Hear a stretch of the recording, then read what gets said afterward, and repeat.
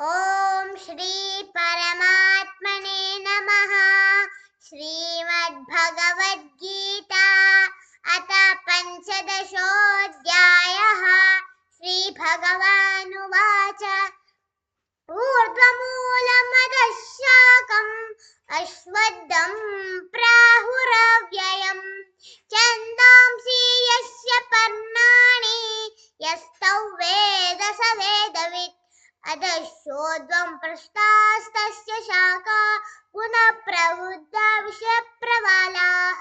अधश्च मूल्यानि सन्ततानि कर्मानुबन्धीनि मनुष्यलोके न रूपमस्येह ततोपलभ्यते नान्तो न चादिर्न सम्प्रतिष्ठा अश्वत्थमेनं सुरूणमूलम् असङ्गशस्त्रेण दृढेन चित्वा ततः पदं तत्परिमार्गितव्यै यस्मिन्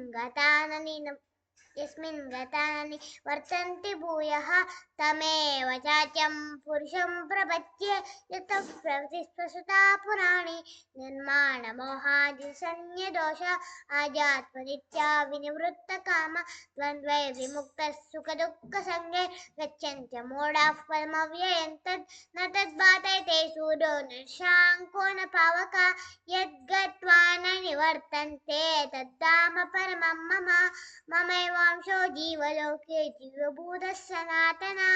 मनश्शेष्टानीन्द्रियाणि प्रकृतिस्थानि कर्षति शरीरय्यदवाप्नोति इच्छाप्युत्क्रामतीश्वर गृहीत्वैतान् संयापि वायुर्गन्धानि वाशयात् शोचञ्चक्षुस्पर्शनं च रसङ्घ्राणमेव च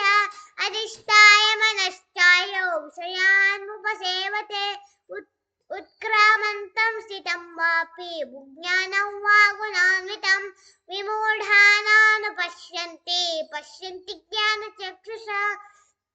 यतन्तो योगिनश्चैनं पश्यन्त्यात्मन्यवस्थितं यतन्तो प्रकृतात्मानो नैनं पश्यन्त्य चेतसा यदादित्यगतं तेजो जगद्भासयते किलं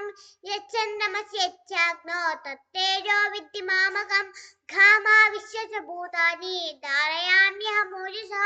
पुष्णानि चौषधी सर्वा सोमो भूत्वा रसात्मका अहं वैश्वानरो भूत्वा प्राणिनां देहमाश्रिता प्राणापानसमायुक्तः पचान्यन्नं चतुर्विधं सर्वस्य चाकं हृदि सन्निविष्टो मत्तस्मृतिज्ञानमपोहनं च वेदैश्च सर्वैश्चरहमेव वेद्यो वेदान्तकृत्वेन विदेह चाहं द्वामिमौ पुरुषौ लोके क्षरस्साक्षर एव च क्षरः सर्वाणि भूतानि कूटस्थोऽक्षर उच्यते उत्तमः पुरुषस्त्वन्या परमात्मेकुराहुता यो लोकत्रयमाविश्य विभर्तव्य ईश्वर तस्माक्षरमतीरोऽहम् अक्षरादपि चोत्तमः अतोऽस्मि लोके वेदे च प्रतितः पुरुषोत्तमः यो मामेवमसम्मूढो जानाति पुरुषोत्तमं स सर्वविद् भजति मां सर्वभावेन भारत इति गुह्यतमं शास्त्रम् इदमुक्तं मया नघ एतद्बुद्ध्वा बुद्धिमान् स्यात् कृतकृत्यश्च भारत ॐ तत्सदिति श्रीमद्भगवद्गीतासु